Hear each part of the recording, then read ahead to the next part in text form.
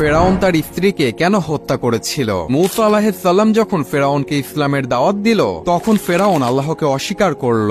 কিন্তু ফেরাউনের স্ত্রী আসিয়া রাদিয়াল্লাহু তাআলা আনহা মূসা নবীর ইসলামের দাওয়াত শুনে আল্লাহর প্রতি ঈমান আনলেন এবং গোপনে গোপনে আল্লাহ তাআলার ইবাদত করতে থাকলেন। ফেরাউন একদিন জানতে পারলেন তার স্ত্রী ইসলাম ধর্ম গ্রহণ করেছে এবং গোপনে আল্লাহর ইবাদত করছে। ফেরাউন এই খবর শুনে প্রচন্ড রেগে যান এবং তার স্ত্রীকে ডেকে বলেন, তুমি কি সত্যি আমার বিরুদ্ধে গিয়ে মূসা নবীর ইসলাম ধর্ম গ্রহণ করেছো? আসিয়া তখন সাহসের সাথে উত্তর দিয়ে বললেন, হ্যাঁ, আমি আল্লাহর উপর ঈমান এনেছি, যিনি সকল কিছুর সৃষ্টিকর্তা। ফেরাউন তখন রাগান্বিত হয়ে তার সৈন্যবাহিনীদেরকে ডেকে তার স্ত্রীর কঠিন শাস্তির ব্যবস্থা করতে বললেন এবং তার স্ত্রীকে নির্মমভাবে হত্যা করা হলো। মৃত্যুর পূর্বে আল্লাহ তাআলা আসিয়া রাদিয়াল্লাহু তাআলা আনহাকে জান্নাতের একটি দৃশ্য দেখালেন, যা দেখে তার মুখ উজ্জ্বল হয়ে গেল এবং সে খুশি মনে মৃত্যুবরণ করলেন। সুবহানাল্লাহ।